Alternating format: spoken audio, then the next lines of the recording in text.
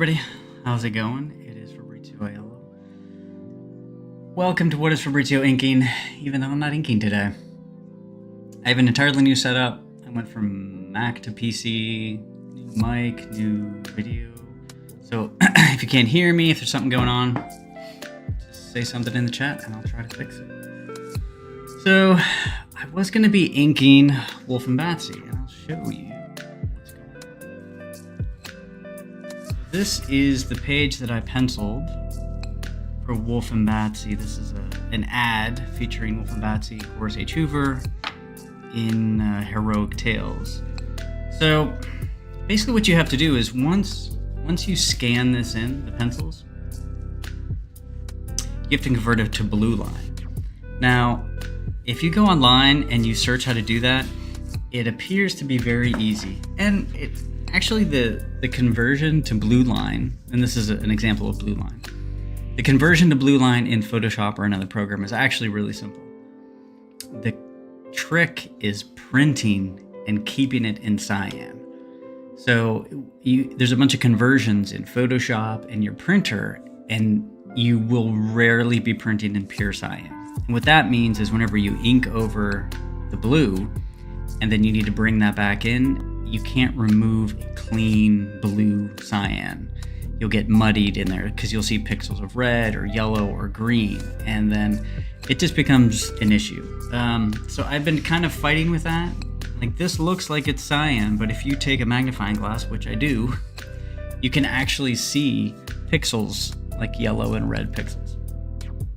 So anyway, I'm still kind of fighting with that, so I'm actually not going to be inking today, even though I posted that in the title, because I failed for the past 3 hours to convert that. I think I'm just going to draw. So I was just kind of playing around with this Horace H. Hoover cover. This is sort of like concept art that I do. I'll just create a new character, kind of play around with some shapes, and see how it goes. So yeah, I am going to just be drawing today, which is a little different. I've said before, I rarely draw while I stream because it's kind of tough, but I will attempt. So let's see who's in chat. Easy Comic Reader, how's it going? Thanks again for that video. That was very, very cool. I'm glad you liked everything. That's basically all of the printed material that I have, bookmarks and posters and things like that. So glad you like everything.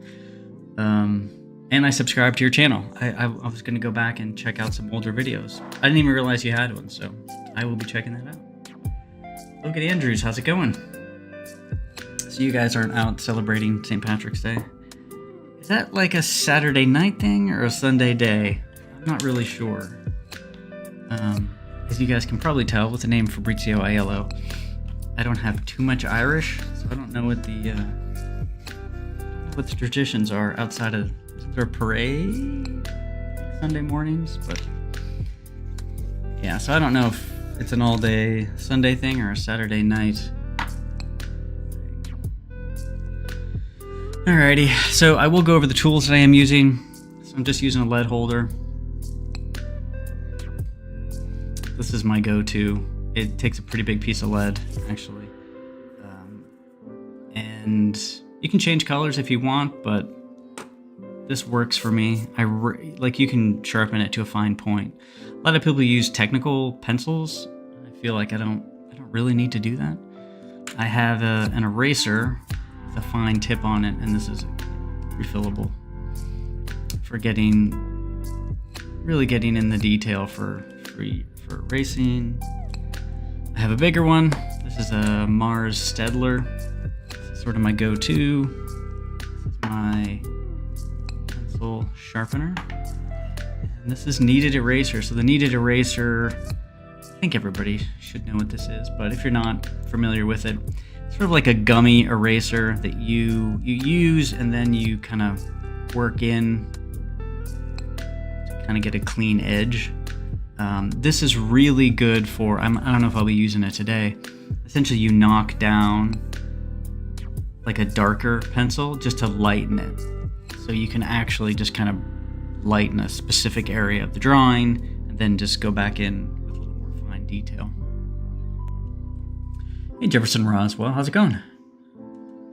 I've seen some artists draw with blue pencil. Is that something you have tried before? I have. I'm just not real happy with a final drawing that has blue and the pencil on top of that. It just looks a little odd to me. I know a lot of people do it with a lot of success. Art Adams, I think, uses a blue line. I'm sure there's a bunch of other ones. It just doesn't work for me. It might work for somebody else. I have tried it. It is sort of a hassle to draw with graphite, scan it in, print out blue line, ink on top of that, scan that in. It is a process, but once you get it down, it's not too bad. But I'm switching computers and printers and all that stuff, so I kind of got to start from scratch with that. So we have a bigger shot of what's going on in this drawing. Hopefully you can see it. So we have Horace, and I'll kind of talk about how I came up with this. You know, it's really, for concept art, most of the time, again, I'm just playing with shapes. So I'll just sit down with a piece of paper and just kind of think of large shapes on the page, and then I'll sort of hone in on them and carve out some details. And usually the details are story elements. So I started to draw this guy. I kind of liked his face. So I started to draw this guy. I'm like, oh, I kind of like that face shape. And I'm like, oh, maybe I'll give him like horns or something. And as I started to draw that, I'm like, oh, it might be kind of cool if it's like a tree branch coming out of his head. And then it's kind of, I basically play around with that idea. I'm like, is that a cool idea? Does it work? Does it make sense? And then when I go back to Horace, he's sort of,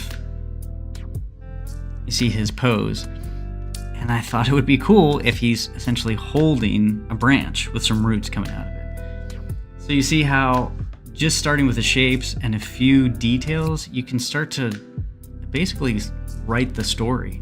So now you have all of these beings, people, whatever, I'm going to assume are like minions of this guy, and Horace has either stolen some sort of mystical sacred branch, or maybe that's the other side of this guy's head. I don't know, something like that. But that's kind of how I write stories. It really starts with the visual side, and then the visual side prompts more storytelling side aspects, and then that informs more visual stuff. So it's sort of like a back and forth for me.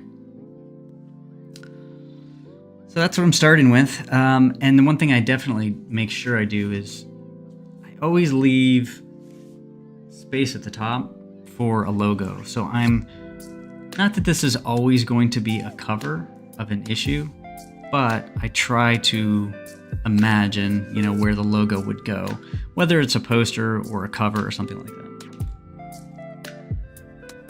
Because if I put something important up top here and it gets covered, it might ruin sort of the concept of the piece.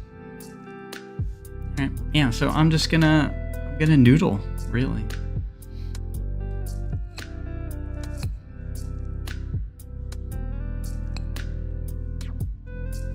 As far as noodling, let's start with kind of blocking Horace's head.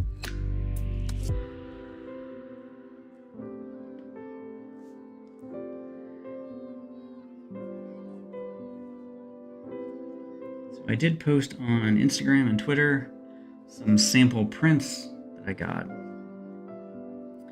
And I mean, I knew this was the case because I had done sample prints before, but side-by-side comparison between the newsprint and just sort of like the stark white paper was pretty significant for the colors. It really showed how much detail you can lose if you use newsprint.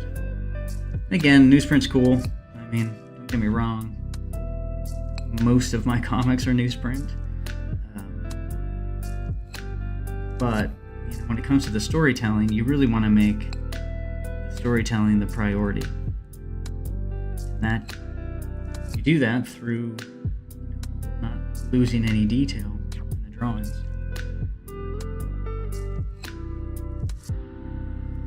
And so this process is a lot of just back and forth. I'll rough part of it out, I'll maybe put a little detail, and I'll come back to it, back and forth.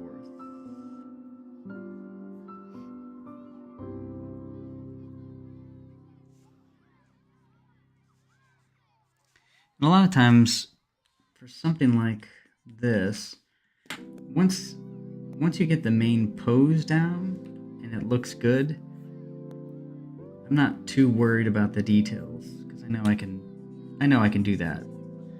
You really want to make sure the pose and the proportion are good before you move on to something else. And right now, I definitely like Horace's pose. Proportions work pretty good. His placement and the composition. And basically, composition is just sort of the overall, we'll say, flow of a page.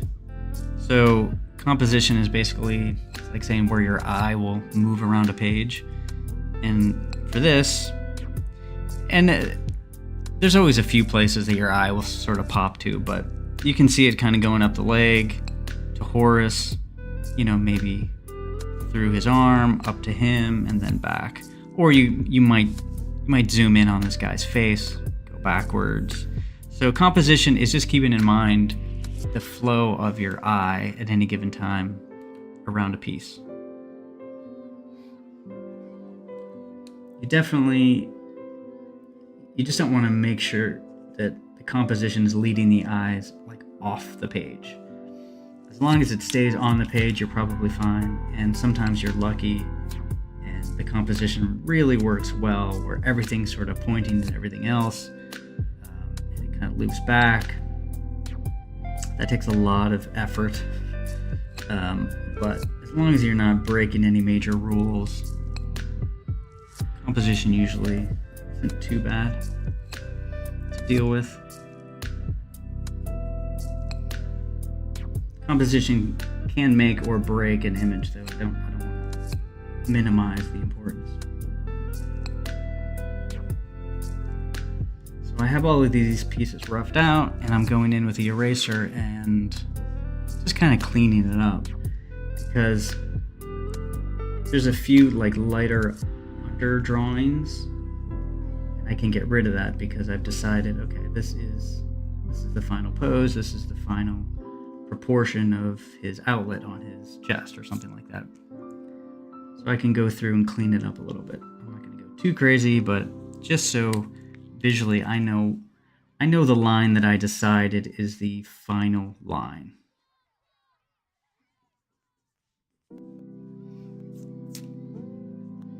So when I go back, there's not any question as to what I had decided.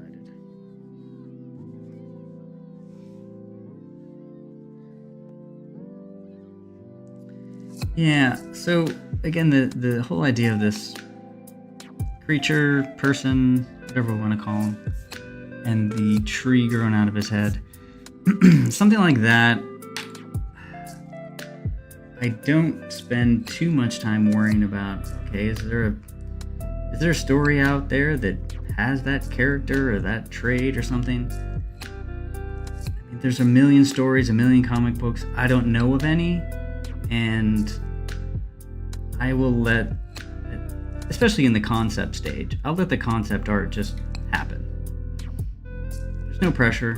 I don't have anything invested in this, so I'll just let the shapes, the characters sort of kind of find their own way. If it does turn into something, I will Google. We all know Google's not the end-all be-all of knowledge. So you can Google something and then find out 5 years later that somebody wrote some book, some other language. So I say don't worry about it.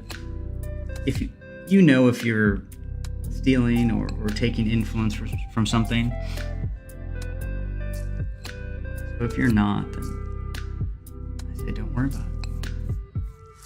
Especially since a lot of authors that I read, in general, will say, there's no doubt that they sometimes just lifted entire plots, characters, storylines from other authors. Knowingly did that. I'm not saying you should do that, but they do that, and then they make it their own.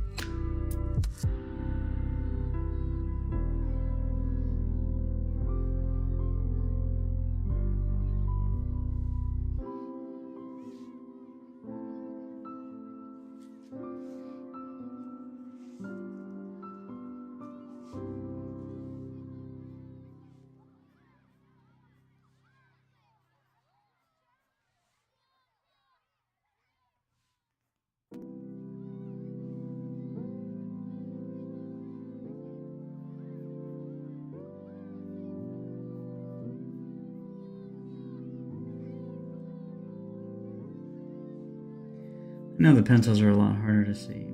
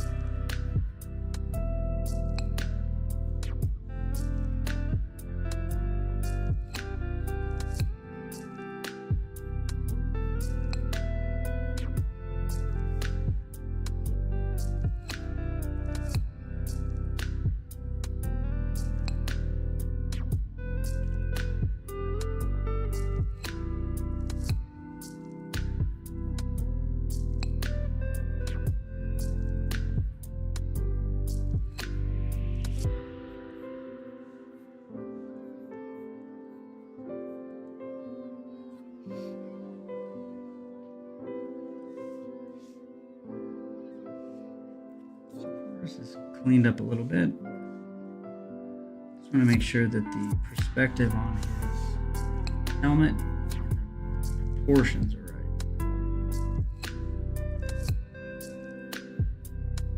I'm going to go back in and really refine the drawing. I don't want to have to redraw that part of it.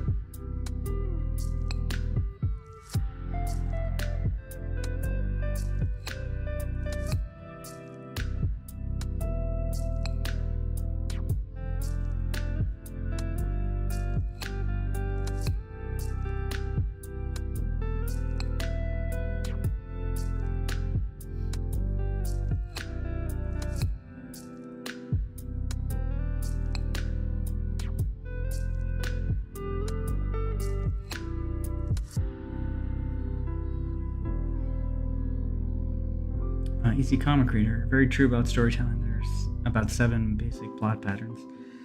Yeah, and I think we all recognize them. And sometimes it's nice. We watch Ocean's 11 and Ocean's 12 and Ocean's 13, and there's a reason for it. We want sort of more of the same sometimes. How many Sherlock Holmes stories and variations on that are there? So, yeah, I don't know.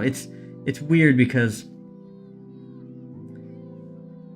how do you define influence versus stealing? It feels very obvious to me. Yeah, I think influence is more like mood setting, atmosphere, things like that. If I wanted to do murder mystery, and it's going to be a Victorian murder mystery, so I know there's going to be Gothic church, and there's going to be this or that, or there are certain elements that are just part of the genre and part of what you're going for. Stealing, I think, would be, okay, instead of Sherlock Holmes, we're just going to give him a different name, but he's going to do the exact same thing.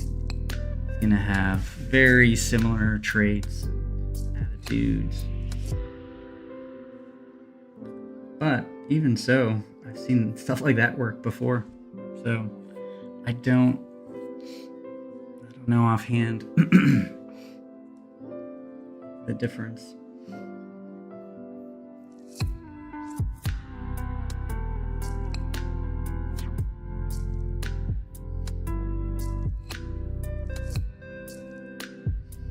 Personally, I try to stay away from anything resembling Horace H. Hoover, just so I don't accidentally influence or steal anything. I've been told Horace H. Hoover kind of fits in that Doctor Who realm. I've never watched any Doctor Who. I have a vague memory as like a child watching like very old Doctor Who, but like when I was 5 or 6 or something. But I know it's been on maybe the past 10 or 15 years. There's like a new Doctor Who. But ever since people told me that Horace H. Hoover stuff could be Doctor Who-esque, I made a point not to watch it.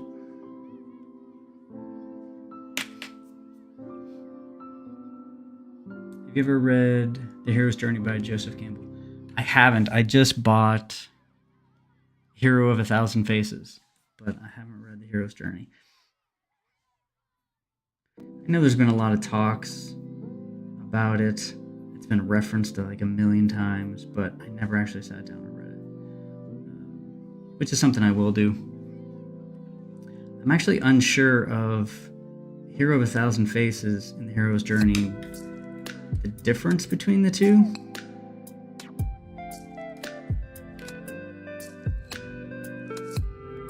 Seems like it treads on the same territory, but maybe it doesn't as much as I think. Yeah,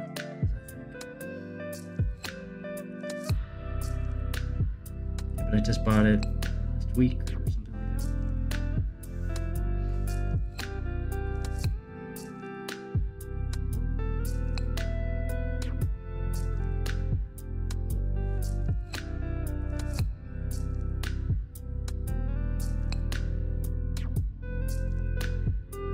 Cool book as well. Oh. Yeah, I haven't started it. I made a joke. I posted on Twitter. I put like a little edited image and I said, a hero of 1,000 vacuums. Or no, helmets. Hero of 1,000 helmets. I thought it was funny. Sometimes Twitter does not think of it.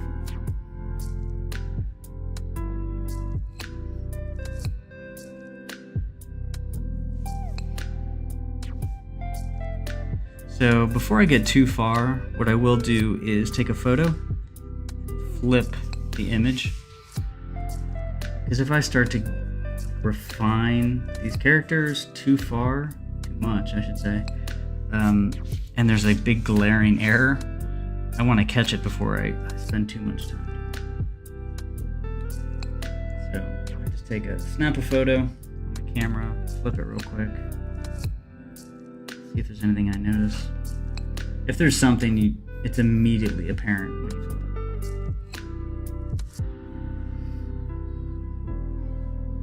it. The longer you draw, the less that becomes a problem.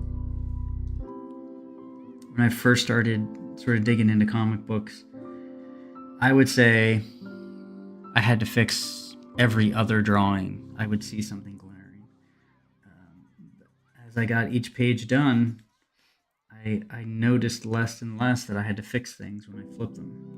It's not to say it doesn't happen, but it happens less. And that's one of those things that you can use as a metric to see if you're getting better or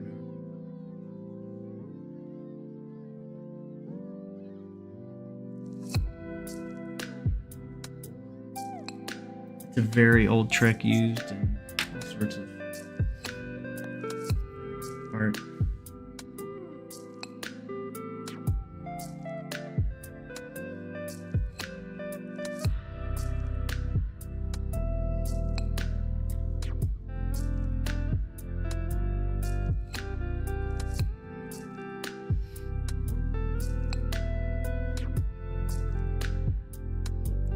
We really have a tendency when we're drawing to favor one side or the other because being left-handed or right-handed, you just just automatically skew things in one direction or the other.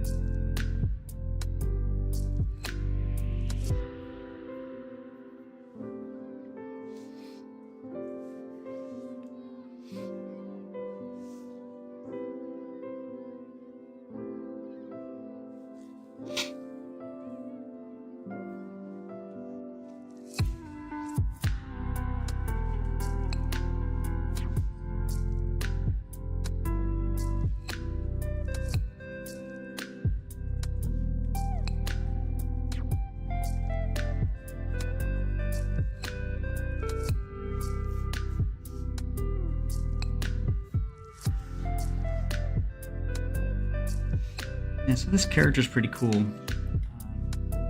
And I sort of drew... I like to take one concept and take it to its extremes. So once I kind of settled on the tree concept, well, these like half tree people, something. I decided, I'm like, well, what if they live in these like giant burned out stumps of trees? So in the background, instead of towers or buildings or something, I'm just gonna put these stumps of trees in the background. Something like that. I don't know if I'll keep it. I definitely want something in the background though. It's probably too sparse if I just kind of zoom in on this character with Horace. So these might be really pushed far into the background, but I still want something.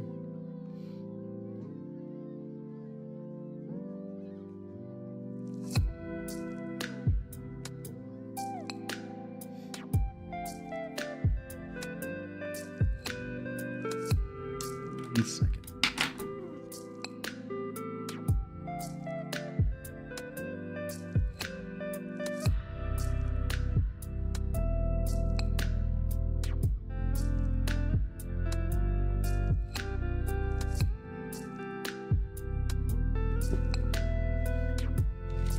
I'm also getting to that stage where I will smear everything if I don't have a piece of paper.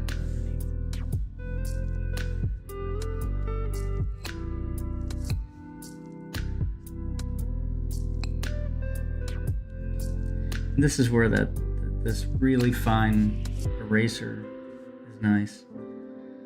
So if I have the structure of this guy's arm down, I have a lot of extraneous marks everywhere. I can use this to really clean it up without losing any of the pencils that I did.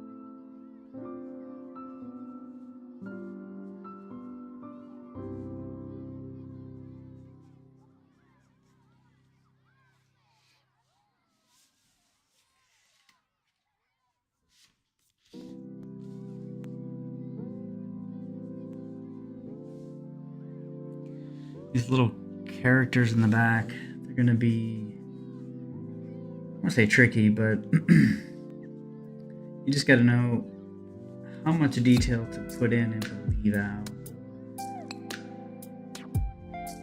Put too much, it'll push forward, and then it'll be competing for your eye, like I was talking about composition. So, you want to know that they're there, but kind of make sure they stay into the background.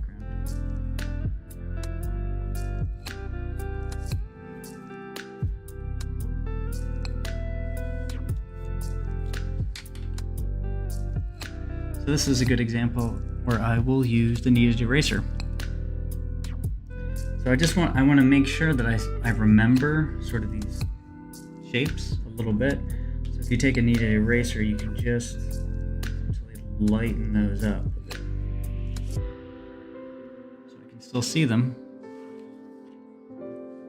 I can draw over them now. And put a little more description in them.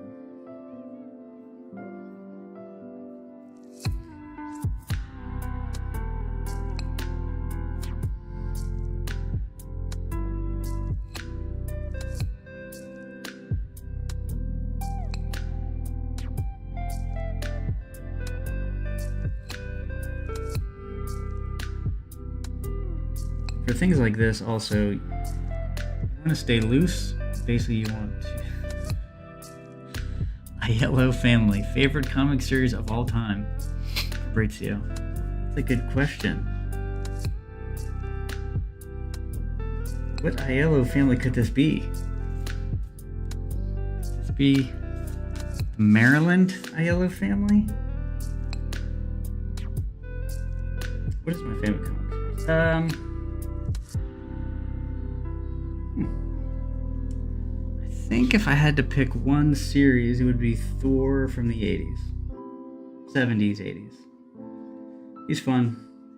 He is, you got the Norse mythology in there, which just adds a little bit to it. You have a little bit of fantasy, and then you got some superhero stuff.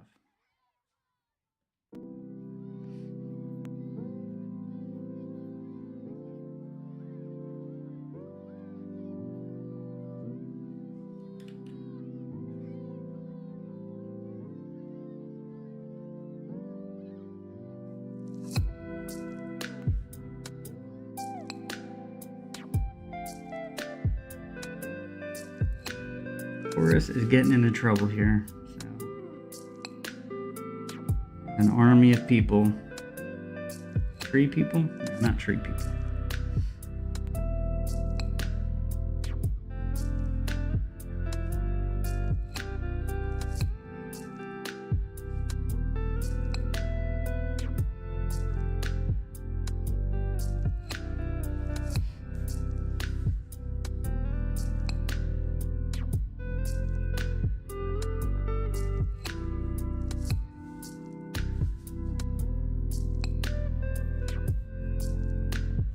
I wish I could play some Art Pepper, but I'm not allowed to.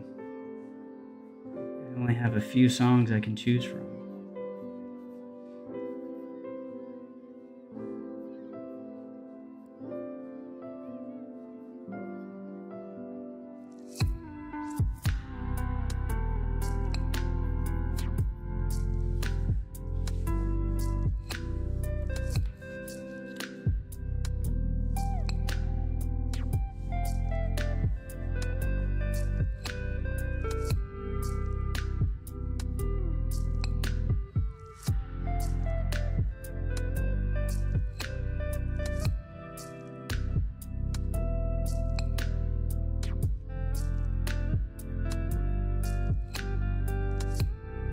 For Kiss. Yeah. That's unfortunate.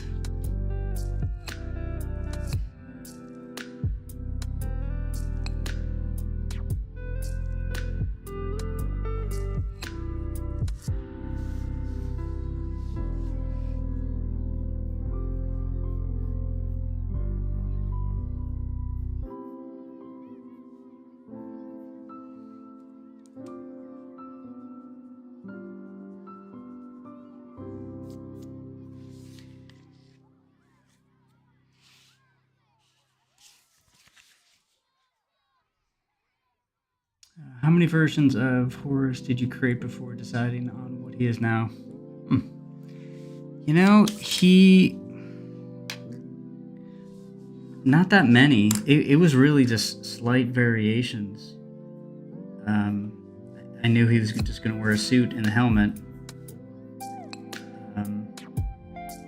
Yeah, I think real minor variations. I have most of the original sketches. And I'm trying to think if there's anything significant. Yeah, I mean, he's fundamentally a pretty simple character, so the helmet, the suit, and the pouches.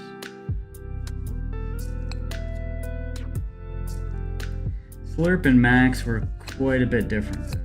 That took some time to really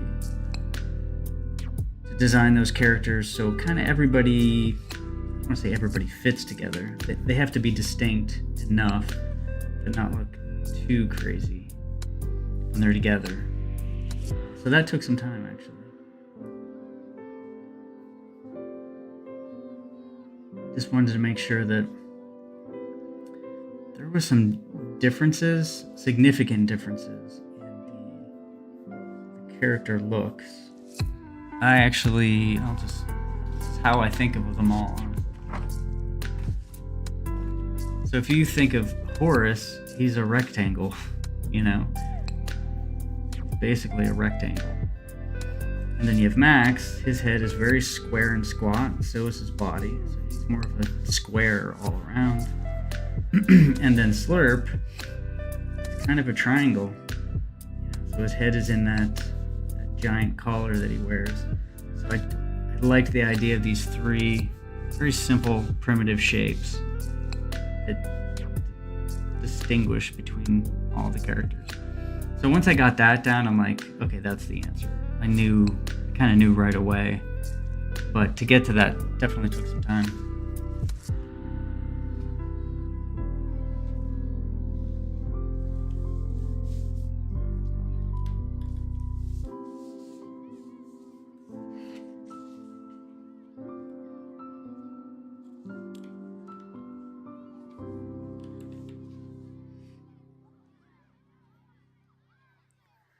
So this stage of the drawing, I will probably sit on it for a day or so and come back to it, and then fix anything that kind of pops out at me then. The longer you can sit on a drawing, usually the better, but you don't want to wait too long, because then you'll really hate it. You want to set it down for long enough where you get an objective look at it, but not so much that everything bothers you.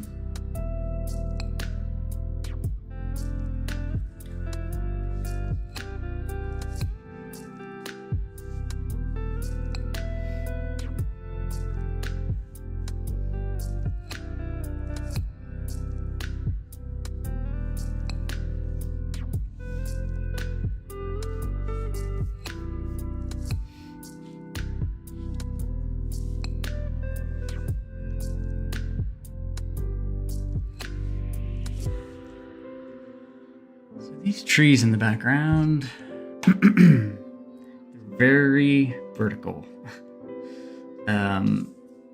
which can be a problem sometimes. Like when I was talking about composition, you could start at his hand and then just kind of follow this up off the page. So you usually, at minimum, want to have diagonals for visual interest. Do a little bit of that at least. And then I'll start thinking about, okay, what does a civilization that incorporates sort of organic, I don't know. So this is the storytelling part, right? You just sit and you think, and you try to tie things together, and sometimes they work out, sometimes they don't. But I'll just kind of sit and mull over these tree structures. And I might get rid of them. I might keep them. I don't know. But you gotta spend a little bit of time with them to see if they work or not.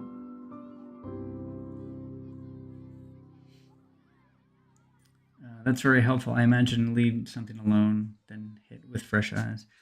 Yeah, it's definitely a huge help. The flipping things in the mirror is great. It's a quick thing, but even then, there's some things you just, the next day you'll come back and like, boy, that hand does not work at all.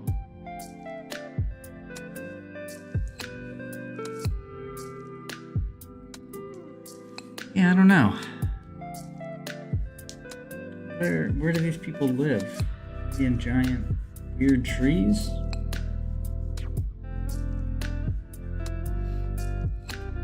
do you guys think? Is it one giant tree? A stump? I don't want like an Ewok feel or anything though. I don't want that tree of life kind of thing.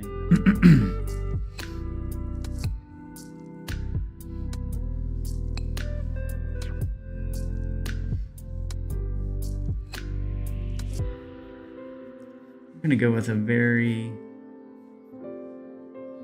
very dynamic looking tree that looks very similar to his head. We get some repetition on the shapes, which is always good. But I do have to show scale.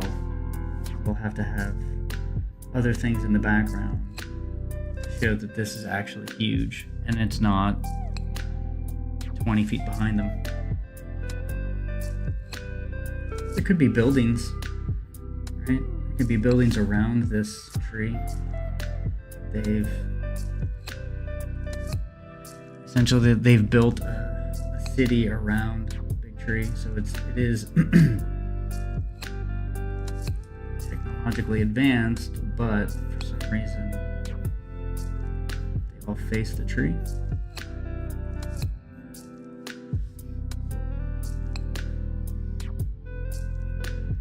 There is a place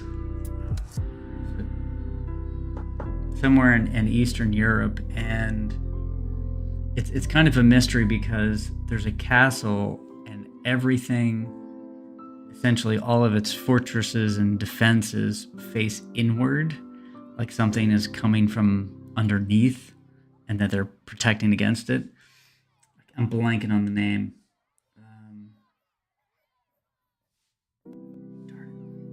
Wish I could remember that. But yeah, I always liked that idea.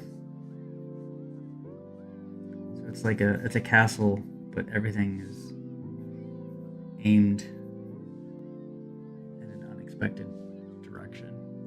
So maybe this civilization is waiting for something to happen. Giant tree.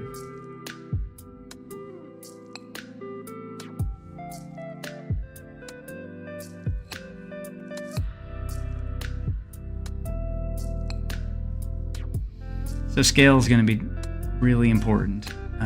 You won't be able to see scale in pencils.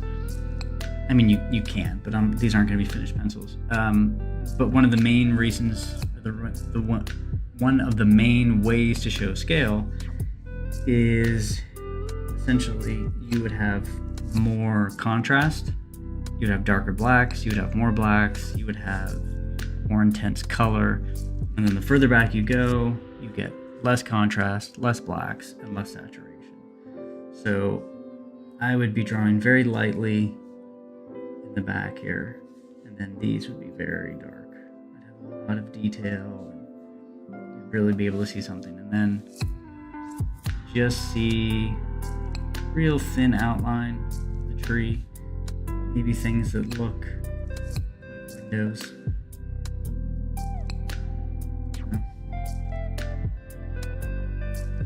This is the fun and not fun of storytelling. Yeah, you can do anything you want. So play around with an idea, see if it works. If it doesn't work, you erase and you do something else.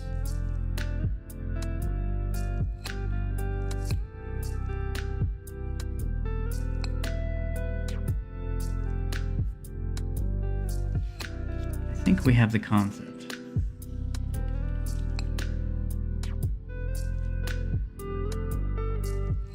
Now, I don't want to make it look like Horace would like rip one of these things off of somebody's head, because he's not like that. He wouldn't.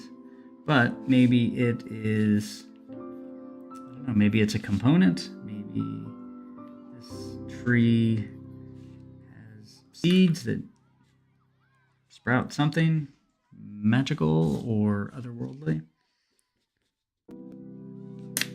Maybe it's something. Actually, I did have an idea. That's interesting. I'm not going to say it because that'll spoil it, but yeah, I think I have an idea. Interesting.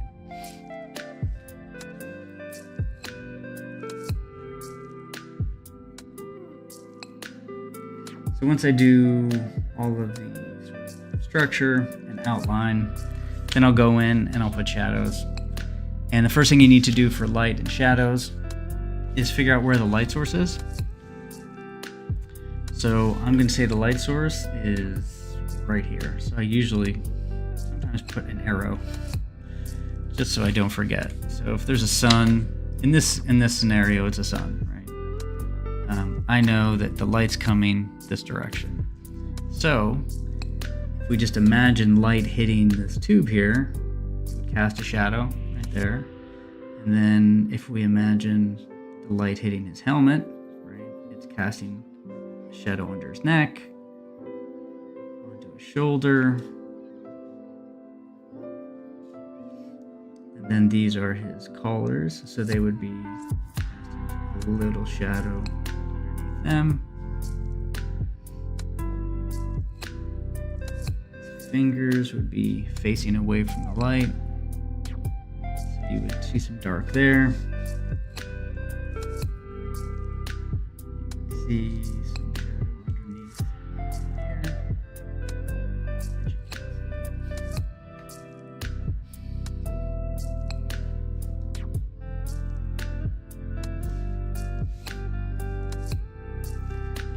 You would see some shadow being cast here.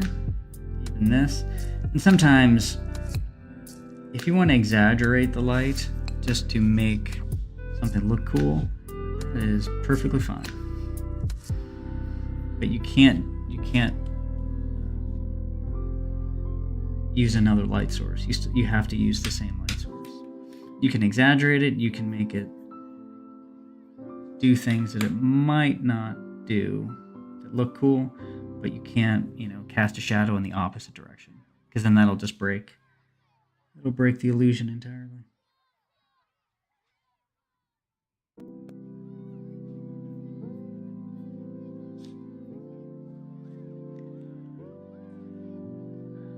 All right, it's 3:50.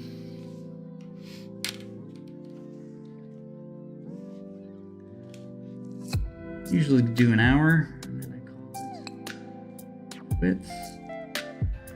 Gotta get back to trying to print those blue line.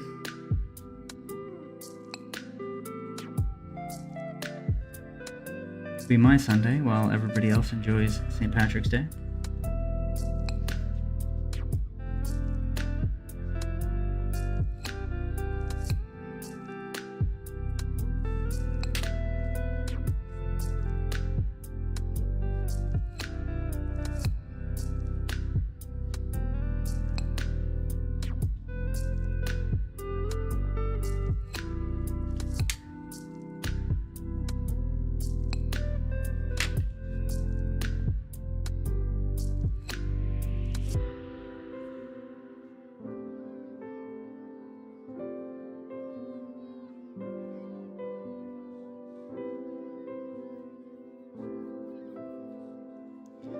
Definitely going to rework his hand a bit. Alright, I think we're good. At this point, I'll sit on it for a bit. Make sure everything's working. I'll think about the city idea in the background. Make sure that's not too busy. It's going to detract. Oh, hey Ben, how's it going? Nice, just got here. Who is the villain of this piece? So this is some more concept art, so things are definitely in flux, but I get this guy here, and then Horace, and as I was sort of carving out the shapes and the story, I'm like, oh, you know what, I'll give him a horn, you know, a funky horn. And then I'm like, maybe that'll be like a tree branch or something like that. I'm like, oh, that's kind of cool. I like that idea. And then I'm like, well, what if Horace, who is sort of being surrounded, is holding a tree branch or something? Kind of implying that maybe it was from the other this guy's head. Maybe these trees are, I don't know, part of the society. Maybe it's a special kind of tree. I don't know. Again, it's concept art for me, so this is where I really kind of play around with ideas and see what works visually, and then if the visuals good enough and line up with the story, then who knows? Thanks. Yeah, like it's funny because, you know, when you're sitting down on the couch with a TV show on, you have no idea. I'm like, I don't know, is that cool? Is it corny? Is it stupid? But I am a firm believer in taking it to its finish. Then, if it still doesn't work, all right, that's fine. You were practicing then. You were, you know, we're trying things out. Something wrong with that. I do kind of like the feel of this one. So who knows? Maybe we can ink it on one of your streams. It would be fun on a Saturday. Alrighty, I think I'm good for the day. Yep. I'm gonna sit on this for a bit, come back to it, and hopefully finish that Wolf and Batsy pencils, which are here. These are the finished pencils I did last week or so, but still have to get the blue lines printing properly before I can ink those. Yeah, thanks everybody popped up in chat. I appreciate it. It's always fun. I am on Twitter as well, YouTube, Instagram. Thanks everybody. I'll talk to you later. Bye.